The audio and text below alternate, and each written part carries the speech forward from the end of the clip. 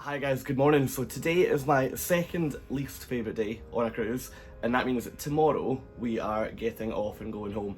So we're not going to talk fully about that yet, that can come later on, but essentially the way that the ship's working today, so we are docked in Tenerife and we're going to be here overnight tonight into tomorrow.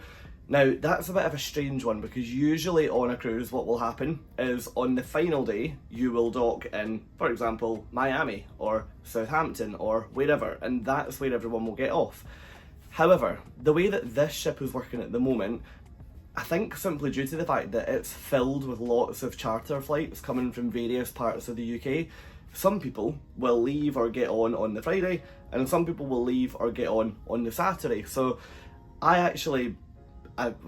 like the fact that I got on the ship on the Saturday. The reason I like that is because it means that today I don't have to get off, so you get the luxury of at the end of your trip, you get that extra night. Now, the other benefit to that is tonight the ship essentially will be a floating hotel. Yes, I know it's a floating hotel every night, but we'll actually be in port overnight all the way into tomorrow. So usually when your ship's in port, although always worth checking, it's the case tonight though, the gangway will be open all night, so there's no curfew. Sometimes, to be fair, it's rare that they would put a curfew on, but sometimes they will say, for example, the gangway will close at 1 o'clock in the morning and reopen at 4 o'clock in the morning. So just make sure that you don't get caught off guard, because if you arrive back at your ship and there's no gangway, then yeah, you're not climbing up the side. So tonight it means that we can kind of head out and actually go out on land, which should be really nice for like a final night of a cruise. It's very rare that you can do that. Now, plan for today, it's going to be really chilled because if you've been following this series for a few weeks now, you'll know that I got on in Tenerife, and actually, because we had such a late departure, I actually saw this area in that first video. So the plan for today really is to go up, just chill on the top deck for a bit. It looks warm up there. Obviously I don't know for sure because of the cabin I'm in, I don't have a window, but it looks as though it's pretty sunny going by the picture on the TV. So chill out up there, grab a bite to eat, and then head ashore. So I think really it's just going to be a bit of shopping before I get on the flight tomorrow. Maybe go to one of the parks that I didn't go to last week. So yeah, we'll see what's off there when we go. But yeah, the only final thing to mention is the time. So it's currently 11 AM and I hate the mornings. I will happily tell you that. I hate getting up in the morning. Now, on a ship, it's usually not a problem because there's always food available. So when you wake up, you don't have a period of time where you go, okay, I'm hungry and I can't eat. However, on here it is a little bit different. So if you are planning to cruise with P&O, you'll get this with most lines actually. Now, in your daily schedule, which is a leaflet that you get delivered every day, you basically have on here like restaurant opening times, and it's got all the different options all the way down. Now, unfortunately, I mean, it's not really a complaint, it's just that I'm up too late. So the buffet breakfast finishes at 11 AM, but lunch doesn't actually start until 12. And one thing that I've seen on other ships where they have that staggered time, they keep it open and then people just sort of eat what's left, I guess, while they prep the lunch on the other side of the buffet on the other side of the ship. But on here, it literally gets to like 1 minute to 11 and there's like a barrier that they pull over. So there's no way that you can get in to get anything, and then they clear it all away, even like just all the food that's left, it all goes. So yeah, annoyingly, I'm in a bit of a predicament at the moment where I can't have breakfast, so I kind of need to wait about an hour. So I'm going to go up, get a coffee and just chill up there because yeah, I also need that in the morning. But hey, look, enough talking for now. Let's go up and chill out on the top deck and I'll speak to you at lunch.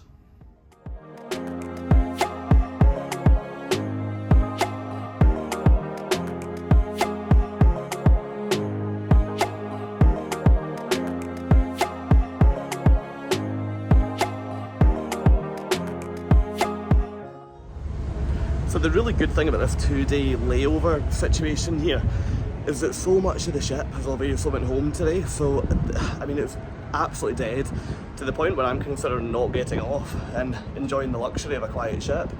I think the reality though, someone told me that further down, about a mile down the road, there's apparently a really nice like Lido, or Lido, probably not pronouncing that right, but really nice like public swimming pool that if you are coming here you can pay like €5 and go in there and spend a day. So it's meant to be really nice. So I'll maybe head down there, check that out, and show you guys what that's like as an idea for something that you could do if you wanted a cheap day in Tenerife. But like for now, heading down to the buffet to get some lunch because I am starving. So see you in there.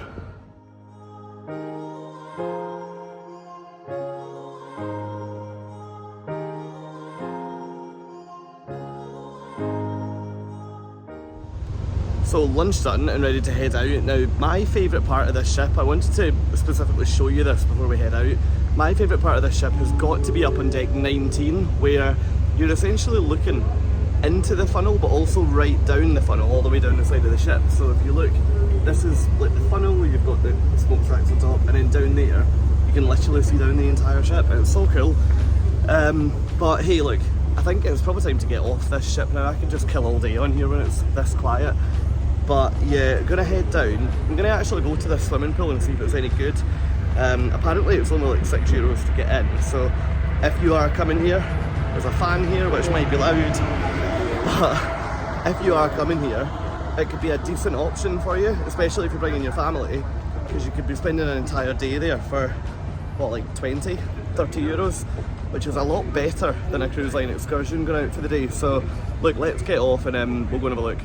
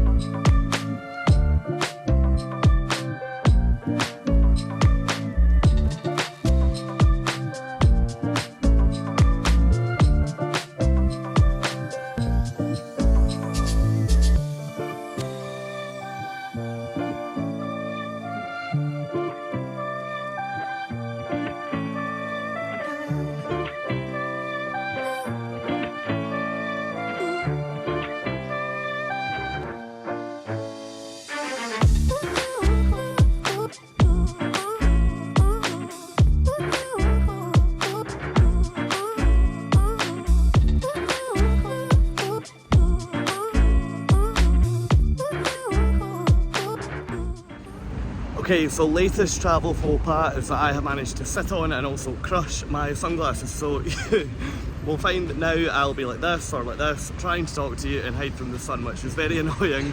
But hey, look, if you're planning to come down to this place, it couldn't be much easier to reach from the port. It's only, what, about a 15-minute walk down.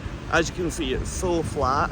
The only thing to watch for, which ironically I'm in it at the moment, but this section of the path here, definitely cross over and get out of it, is a cycle lane, and the bikes are flying up and down it, so definitely stick to this main section over here. Yeah, if I turn around, that's so much easier for me. Stick to this main section here and don't go in there unless you want to make some pretty angry cyclists. But yeah, I think we're probably about 5 minutes away, so hopefully we will be poolside really soon.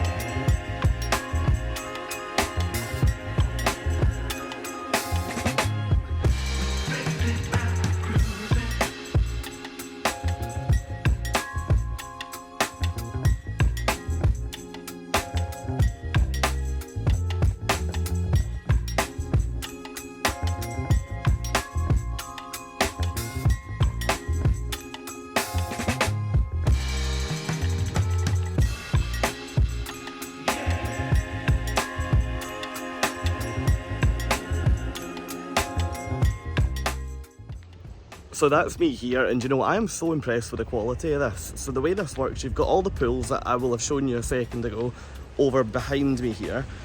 You've then got the ocean here, which you can go into, so you can access that from over there.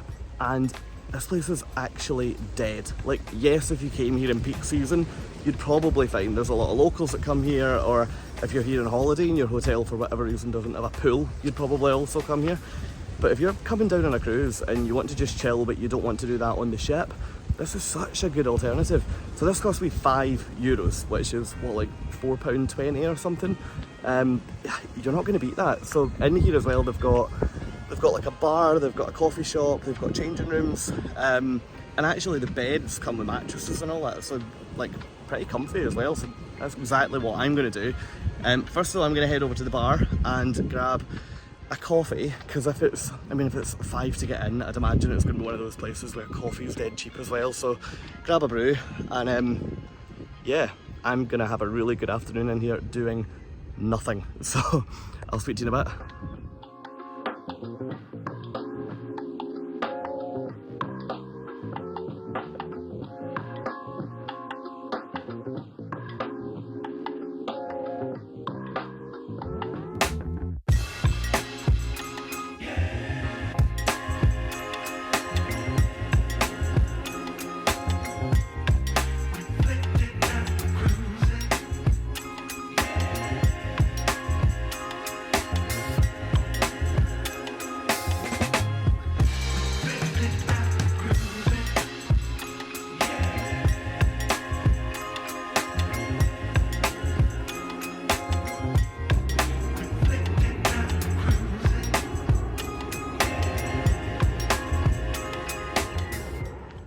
Okay, so 3 hours later, I am chilled and actually ready to go back to the ship. So the nice thing is that we're docked here all night tonight. So it's currently 4 o'clock. There is no stress to leave here. There's no stress to go back to the ship.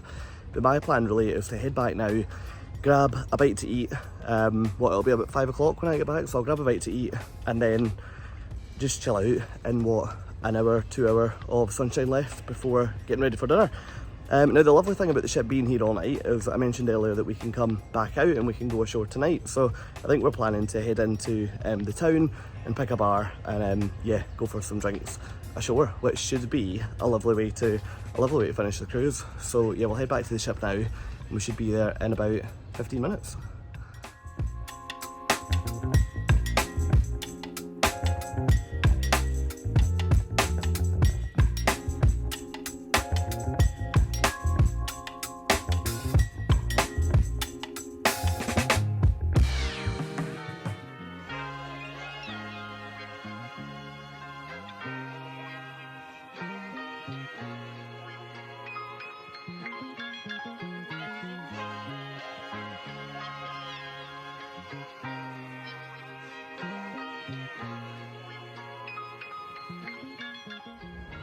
So one thing to bear in mind, if you are planning this type of cruise where you get an overnight and some people leave on day 1 and some people leave day 2, or if you're cruising back to back, behind me you can see, so this is the car park, right, where all the flights come in on their buses obviously.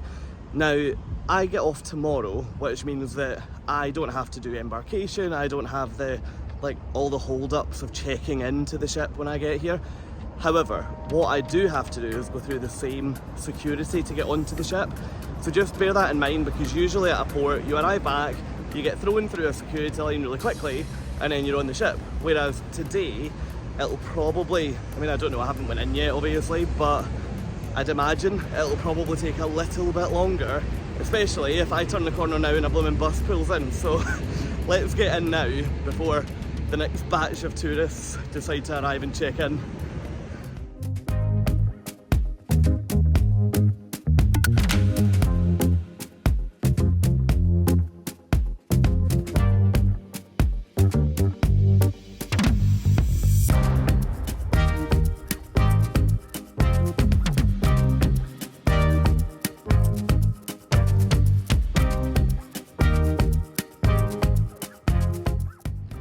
Okay, amazingly, that literally took probably not even a minute to get through there. There was hardly anyone in that entire hall, which was brilliant.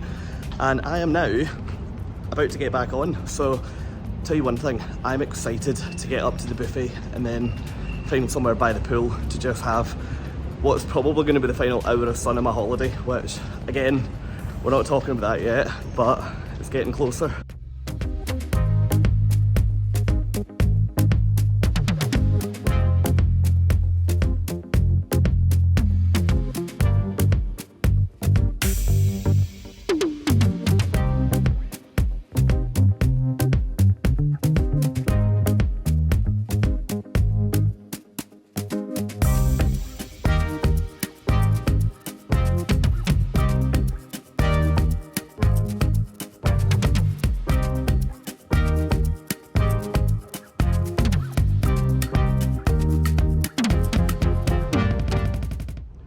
so as you can probably tell, that's the last of the sun now gone, so we've been chasing it around the ship for the last hour or so, but unfortunately that's it done.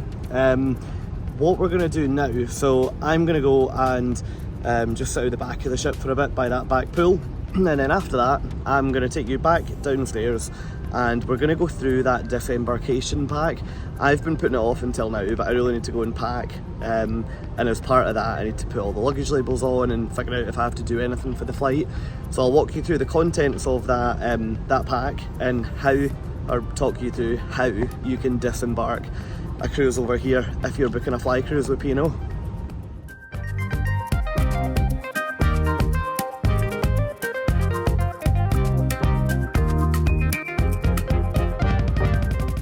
Okay, it's now time where A, I'm emotionally ready to talk about disembarking this ship, and B, well, we need to because I've got to put my bag out. So look, I've only ever done one fly cruise before this one, and that was with Madeira, where basically you show up at the airport, you check in your bag, you see it in the cabin, the ship waits for the plane, blah blah blah blah blah. So that's the only one that I've done, usually due to the fact that A, I've started cruising more from Southampton, and B, I generally find that flights are low cost enough in Europe anyway, that it makes more sense for me to book all my stuff independently. Yes, it's a bit risky, but I mean, touch wood, it's worked for me up until now, but I'm hoping I'm not jinxing my next trip.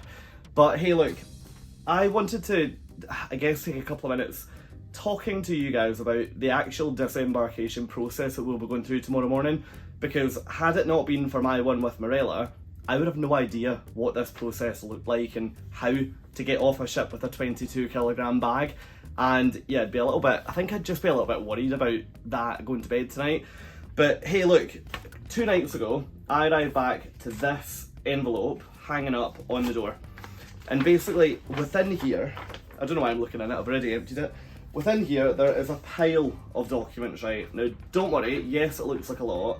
I actually can't believe how simple it is, so I'll walk you through each one of these just really, really quickly, right? So it won't take too long. First one, this one here, gives you essentially 2 tables. You just have to look at that, find out where your flight is, and then just double check that the baggage tag that they've given you ties up with that flight colour. Dead easy. So for me, I'm Birmingham tomorrow morning, meeting time 8 o'clock, bag colour green. So fine, tick. That's that done. Next bit of paper then is this one here, that's if you want to check additional items into the hold, then you just have to fill out this form and you have to take this down to guest services. Now, I haven't needed to do that because I haven't actually bought anything on this cruise, so no need to do that, so I don't need to get billed for an extra bag, which was great. What else do we have here? We've then got a guide that's basically how do you actually tag your luggage. So you can see this is obviously done by Jet2, which for anyone watching this from the US or from elsewhere in the world, because I know quite a lot of you guys aren't from Europe, Jet2 is just one of our airlines that we use over here, so they quite often are the carrier that we would do like a fly cruise or like a package holiday with.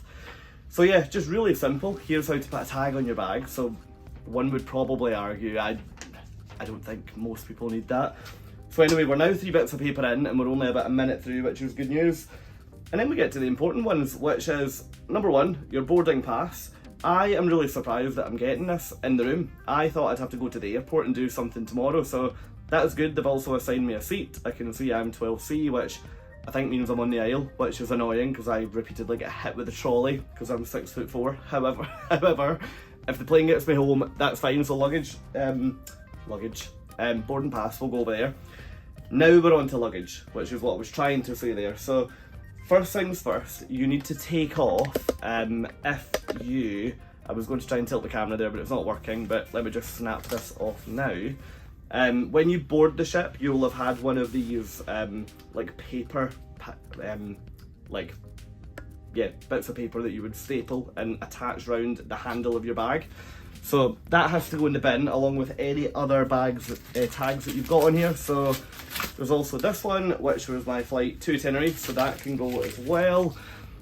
And in terms of what we have to do with these, so this is just dead simple. It's literally peel here, keep the receipt, so keep the bit at this end, and then just stick it on that side. So literally we just want to peel it, fire it through, we'll keep that receipt there for now, but I'll put that in my passport.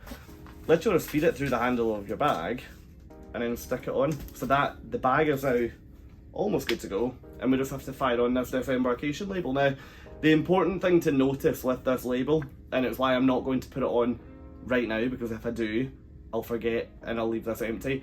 You do need to fill in the details on here, so I would probably say that's pretty important, because if for whatever reason, when the bags are leaving here to go on the bus, to go on the flight, to go to wherever, if your bag gets left behind, this really is what ties it to you, because it's got, yeah, your airport, your flight number, your name, your home address, and also your telephone number. So just make sure that you just bring a pen. In fact, there's a pen in your cabin, so just use that to fill that in. And then, other than that, that's you pretty much good to go. That's really surprised me how simple it is, because I expected that to be a bit of a faff, where I'd now be going up to the deck to try and get a phone signal to check in for the flight, and it's, I was hoping that wouldn't be the case, so that's been really good. But yeah, look, I guess that means that we're now actually going to talk about the last night, which you can probably tell I've been putting off. I really hate the last night, actually, especially on a cruise like this, because it's been a really quick week, and the solo group that we've met on here have been, honestly, they've been fantastic. Quite a lot of the time you meet other groups of solos and you maybe struggle to make conversation with them, or you just maybe don't really get on that well.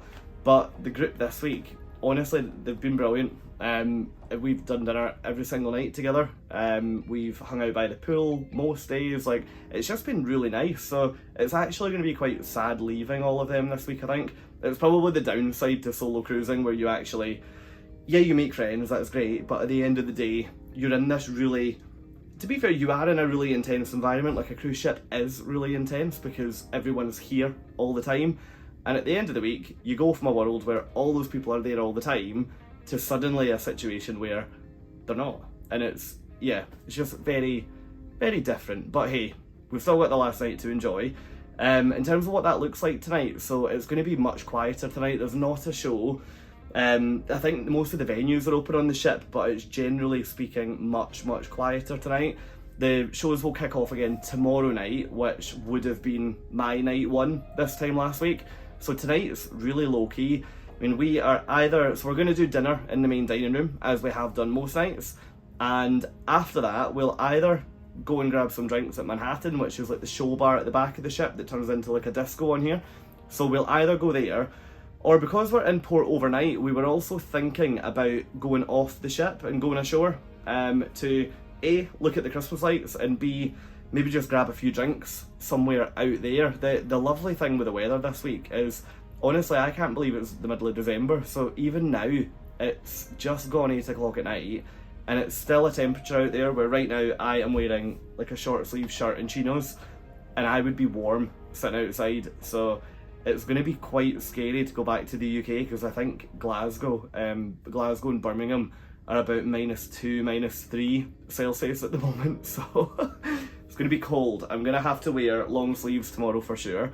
But look, this video isn't going to stop here actually, so I'll take you out and we'll enjoy the ship, as we have done every night this week. And this video will continue into Disembarkation Day. So I'm not actually too sure the amount. I'll talk to you tomorrow morning, because when I wake up and I'm trying to get out of the cabin for someone to come and clean it, it's usually total chaos. So I can't promise that I'll speak to you in the room tomorrow morning. But yeah, tomorrow I'm going to take you on the journey, I guess, of how to actually get off a ship, and then the process of flying back to the UK and hopefully picking up the bag at the other end. And we'll probably finish this video when I land back in Birmingham. But yeah, I guess on that note, I'm not going to thank you for watching, because we're going to keep this rolling, and let's go and have dinner.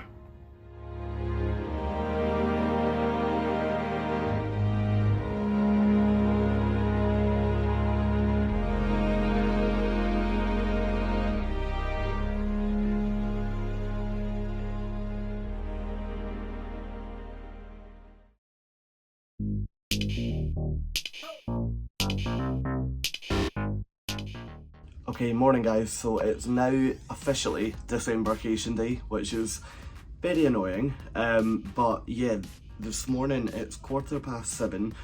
on the final day of your cruise, you have to be out the cabin by 8 o'clock in the morning, and then you will find out at what point you need to meet for your flight. So I'm quite lucky actually that we're going to be the first flight back to the UK today, so we get back about 5 p.m. in the UK, and that means that our meeting time here is at 8 o'clock in the morning. So I'm going to go from here down to grab breakfast in the main dining room, and then head down to the restaurant on deck 5 to meet up with everyone else to get on the bus to the airport. So yeah, just checked outside the room and the case has left last night, so that's excellent news. Always really important to remember that you're not going to have that suitcase in the morning, so you need to make sure that you've got everything that you can put in my case, a backpack, because yeah, you'll lose that bag when you wake up because it's now en route to the airport.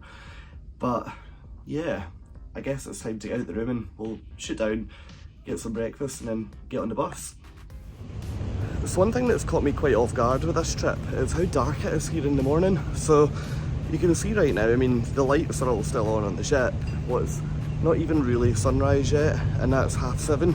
So usually when I've been to Tenerife on like family holidays before, I mean, I'm never up before the sunrise anyway, but from what I remember, I thought the sun came up here hours and hours and hours before the UK, but maybe not. I mean, if you look behind, you can see, so down there is the car park where the buses will be coming to collect us. So I'm thinking that any minute now, our bus, it'd be lovely if it didn't turn up, but any minute now our bus should be down there and we'll be able to go down and get on. But I'm going to shoot down to the main dining room for two reasons. First off, because there's some of the solos eating down there, so hopefully catch them to say bye to them before we all head home. And secondly, just because it's going to be the final time of having breakfast and coffee served before we're going home. So yeah, one final Eggs Benedict and a coffee for the road.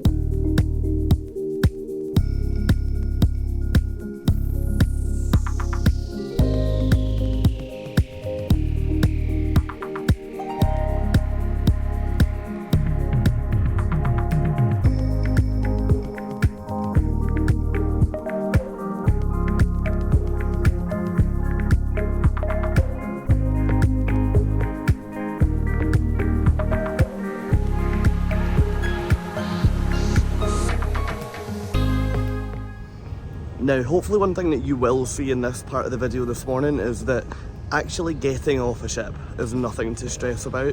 A lot of people that I meet who haven't cruised before, they think that this part they would be really stressed out about and there'd be quite a lot to do. However, the reality is, once you've sorted out the bag situation, really all you have to do is go and sit in a lounge or a bar somewhere, which they'll tell you where to go, and then someone will come and collect you and take you off the ship, usually. Either that, or they'll announce your colour when it's time to go. So the only weird thing on this ship today, they're not doing announcements because obviously half the ship are staying on, or half the ship have only just got here yesterday. So yeah, definitely glad that I woke to my alarm this morning, because that would have been awkward if they arrived at the room chasing me. But yes, honestly nothing to worry about. Behind us at the moment we've got, I guess, our neighbours for today. So we've got the Ada ship, who was with us earlier in the week. And we've also got Saga, what is that, Spirit of Discovery. So I actually remember when that ship launched, I would love to try that, but yeah, I at the moment don't think I'm the Saga demographic, but who knows, maybe at some point in the future. Now, anyway, I'm just going to head down to this bar, and there's not going to be much to show you in there. It's actually a venue that's been closed this week, just due to the fact that, well, the ship's running only on like half capacity. So yeah, for that reason I probably won't show you anything in there because it's not very glamorous, but we'll be down at the airport in, what, an hour from now.